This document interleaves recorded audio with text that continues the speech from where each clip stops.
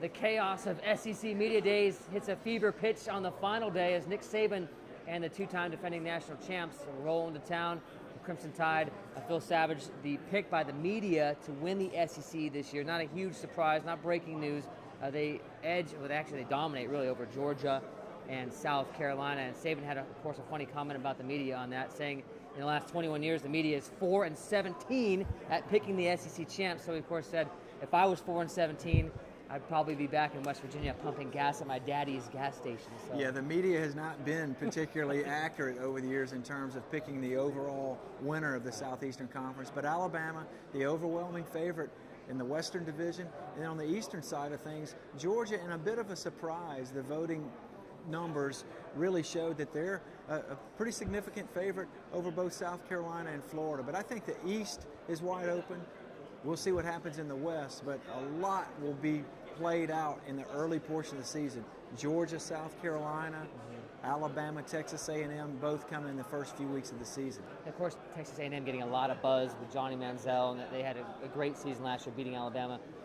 Is LSU the forgotten team here, even though they lost a lot of guys, especially on defense? Well, my personal opinion is that LSU probably is the second best team in the West, in spite of the fact that they lost 11 juniors. Now, one of them was Tyrann Mathieu, but you take 10 juniors off of any team in America, and it's going to be a significant hit. The good news for LSU is they bring back a quarterback with experience in Zach Mettenberger. They have a talented group of wide receivers in Odell Beckham, Jarvis Landry, and some others. And then defensively, they have a lot of unknown younger talent. So I think they'll be a team that improves as the season goes along.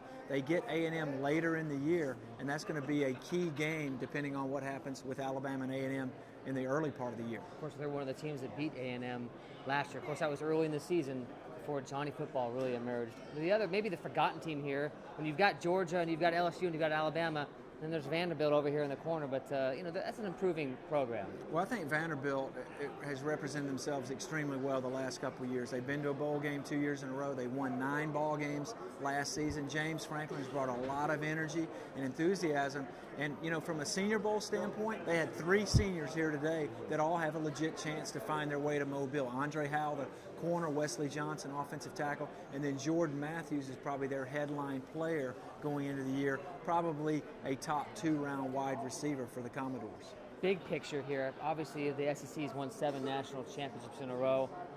The SEC championships kind of become a semifinal to get into that game, whether you have 1 loss, maybe even 2. Do you see anything changing this year? I really don't. Not under the current BCS, which ends this year, but it does appear that the SEC championship game is the semifinal entry into the national championship game, and it's going to be an exciting season. The last 3 days really do give you the Cliff Notes version of every single team, and it's time for the talk to end and the walking to begin, and these players and coaches will be back in action in the next couple of weeks as training camps begin to open prior to the season. Yeah, that's a wrap on SEC Media Days, what they call the unofficial kickoff to the season. It's going to be a lot more fun to actually watch them kick off and play the games in just a few weeks.